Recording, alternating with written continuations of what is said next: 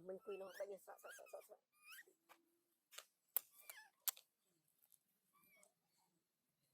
xoay nó cô đang xoay triêm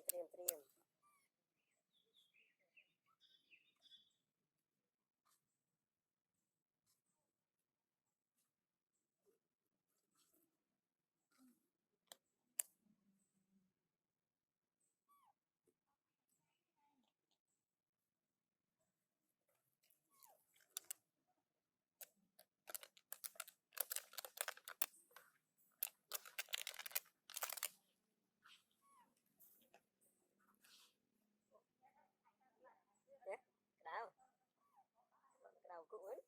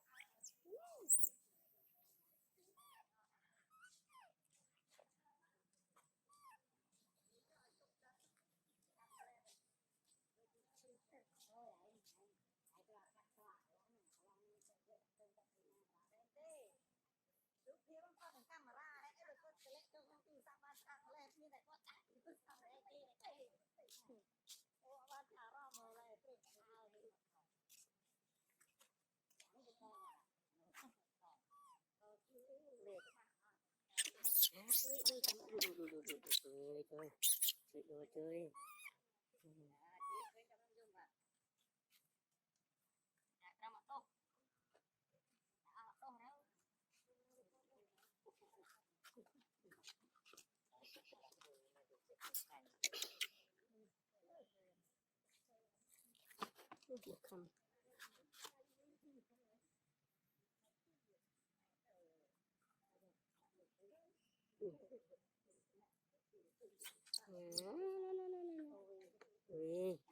rồi bố nào ô nó li ô đấy li ô mày thở gì vậy li ô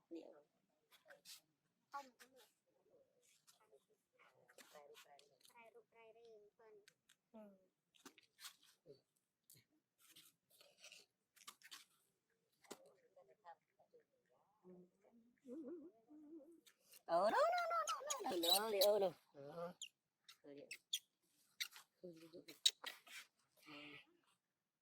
loài một tiền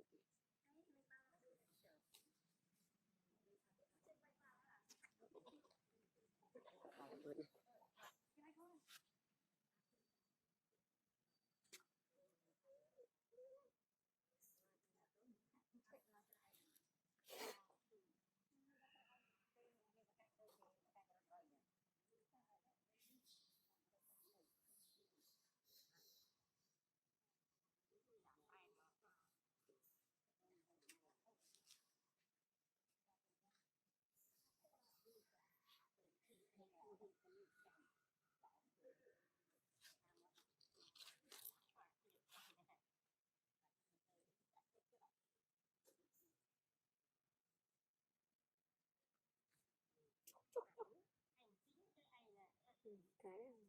rồi vài bòn về cái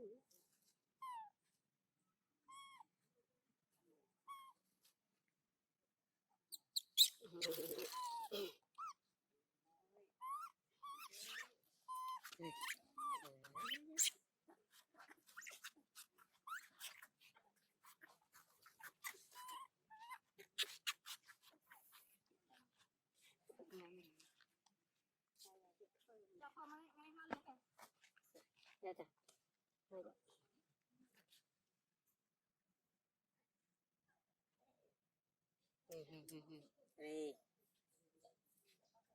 đây nè sorry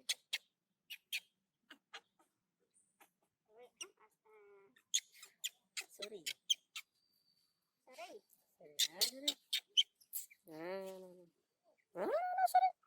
nó chẳng mệt bạc cái này mà tận nợ này cả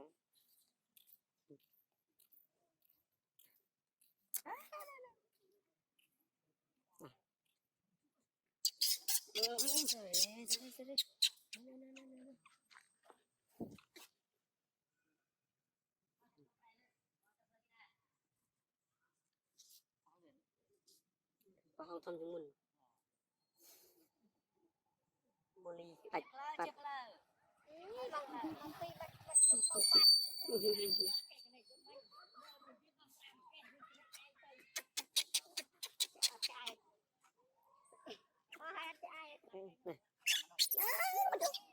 ok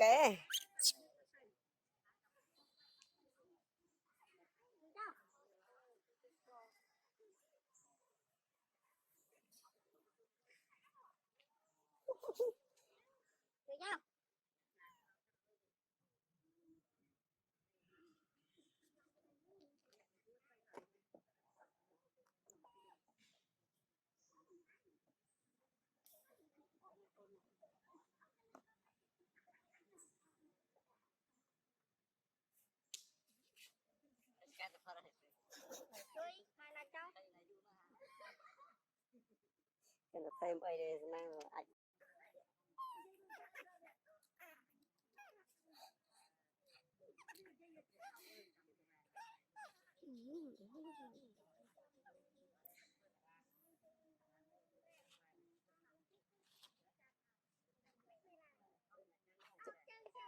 cho con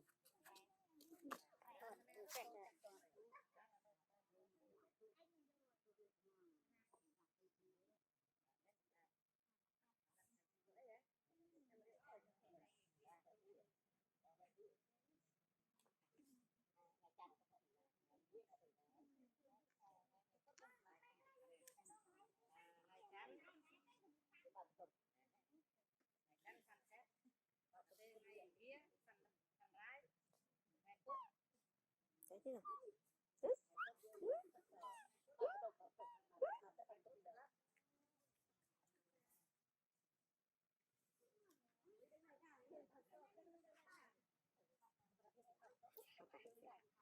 rồi chừng Nên được chẳng nhà thầy nào luôn rồi. Thầy chọn cái tập tập nhà.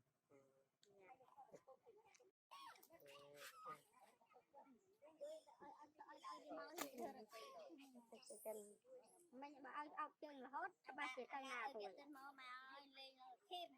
đi là mới tự biết luôn ta là mình tự luôn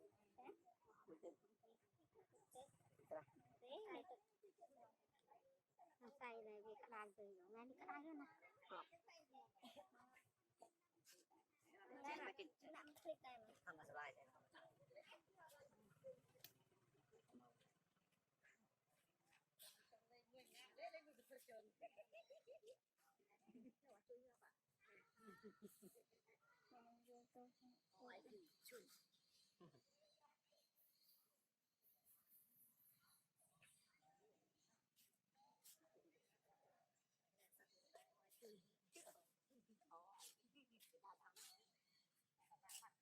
Hôm nay các bạn này tôi có không còn bên này thật nhiều nhiều thế ta bật này bật cách rồi chết à.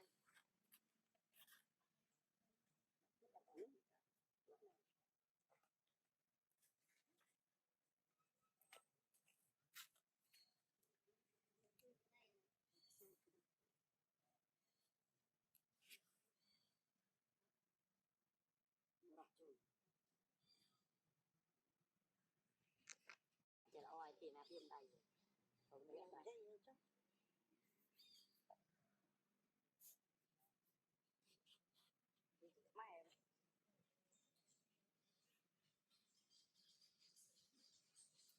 xưa bị bóng này này còn nên tí bà ồ là tôi sẽ bao ta khiến khiến ồ hay ở đó thì ở hết đặt khai là một đã đi được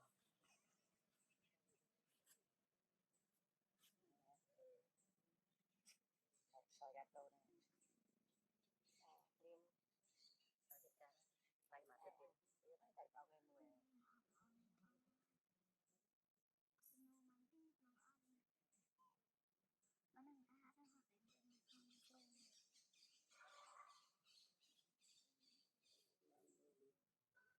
chỉ là cái đây luôn ăn ăn khai cả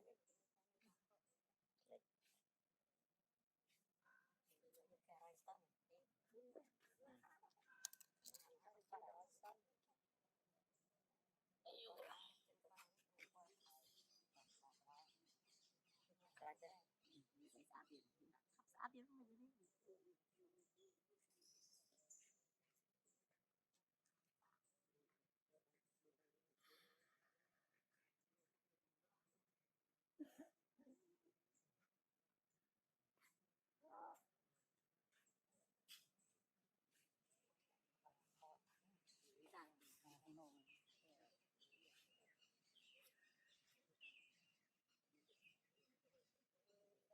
phải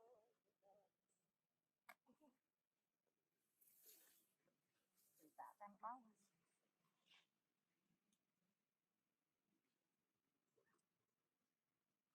không về một đúng đâu rồi chọn đồ một lúc ấy lại rồi làm chút nào rất là hồn Việt Nam bằng làm ấy Việt Nam ấy đi đây đây đây là ta cho đây không còn còn cả về đây bắt để chữ thôi khơi niềm pho này camera như đấy có cực riêng đúng không này mình làm rồi có tầm này tạ đâu ba trăm đây ngàn tịnh mà không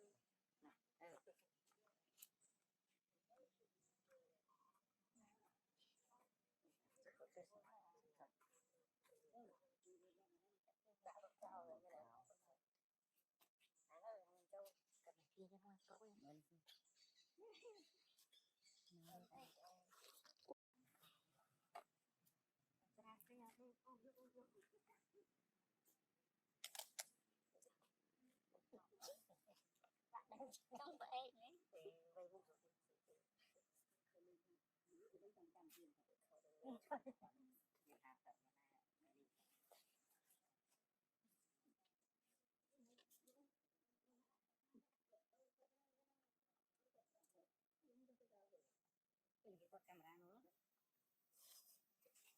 cháu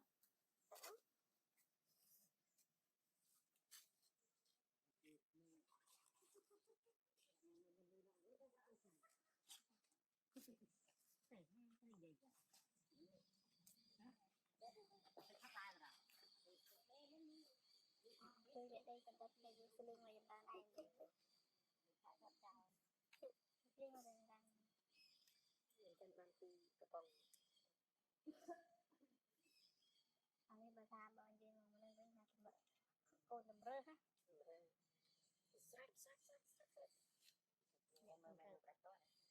nhưng mà mẹ đặt đó hai con đường là nhưng cái đó không cái tôi ăn nhiều cái tôi hay kêu xe lắm chắc là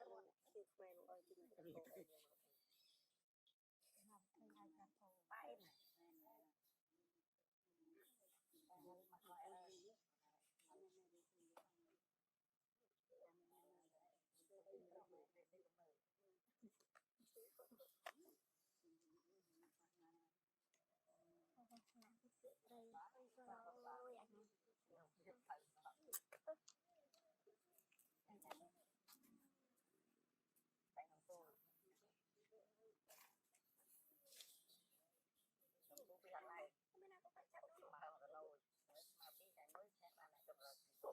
ôi anh cái này con mua ly được cạch mình sẽ chạy khơi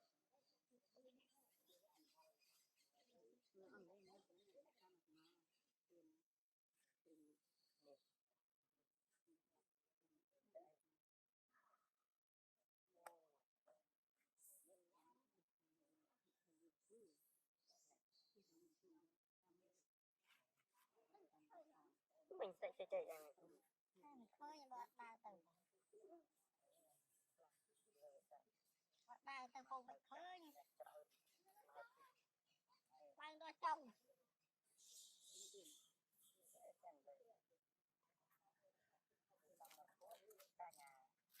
từ bọt đào từ cùng phải khơi quay đôi chồng cả nhà chim phòng nào đang chim rộng sao anh thì cùng tôi là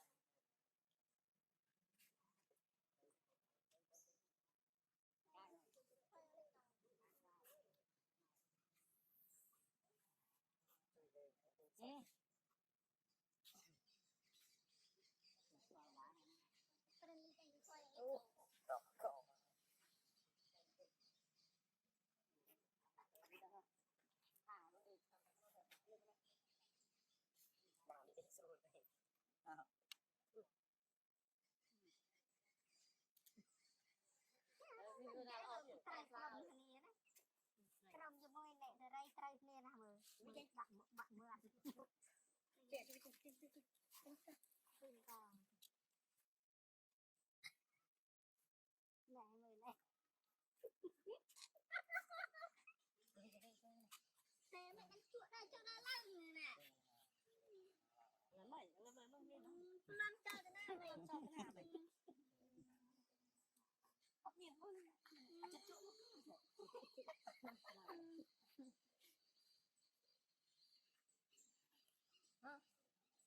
Tôi cũng không Ồ, chú đi chú đi. Mặt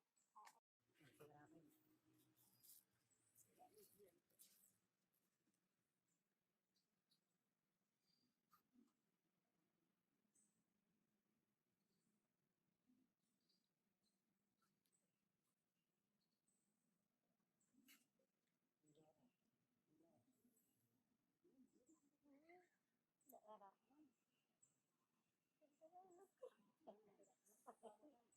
Bài vừa bác Tại lúc này nó liền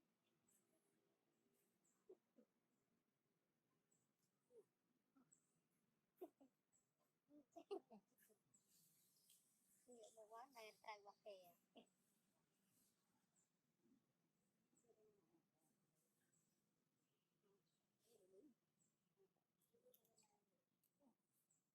Cái đây này Người ai thôi ạ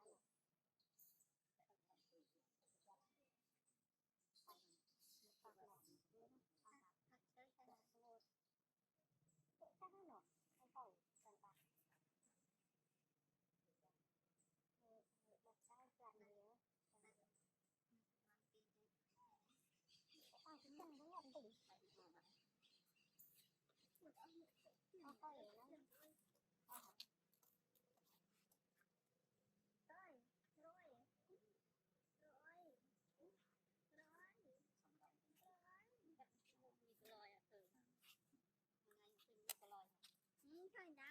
đã mà phải ngồi cái tao tấm mục thôi đây nèไม่ใช่น่ะจะมาช่วยเงือกถ้าต่อยก็ต่อngay cái đấy taต่อยnó mâu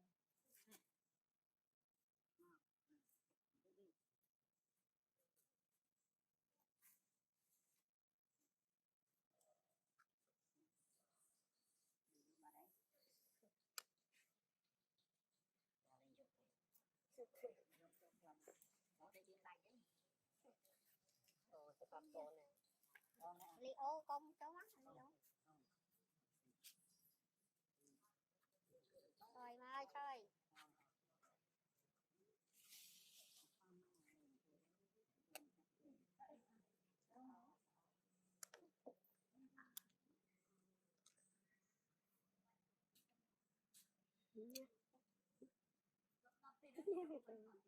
dạ Cái cô mà tôi nó tật cho nó xử lý được đi.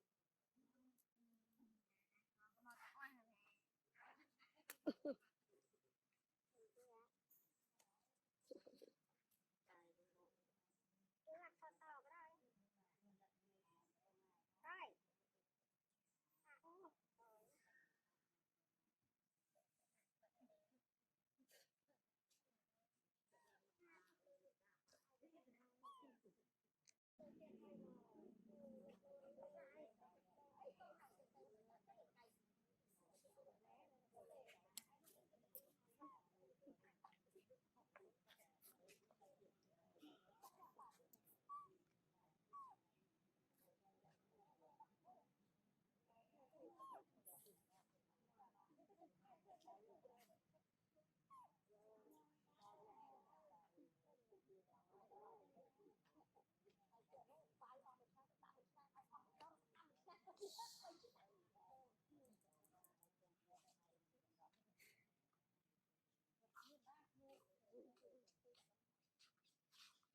Để chứ chứ chừng mày.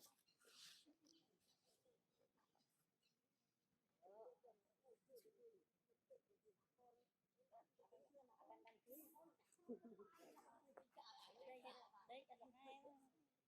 chục lá mình chục hơn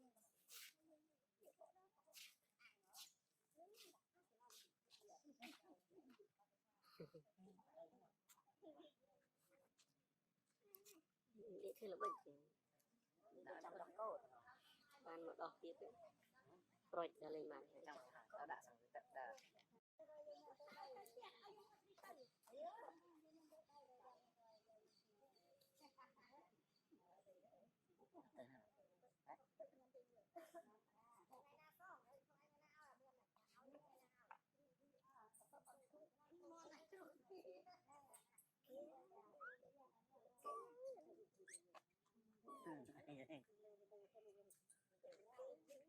cho đọc cô đó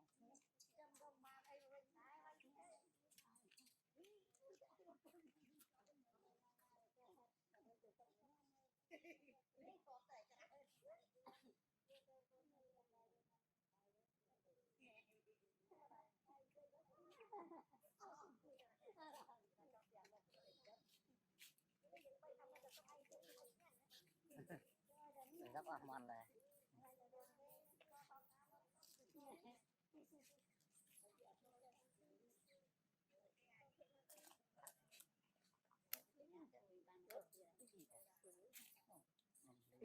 con ra là lương ăn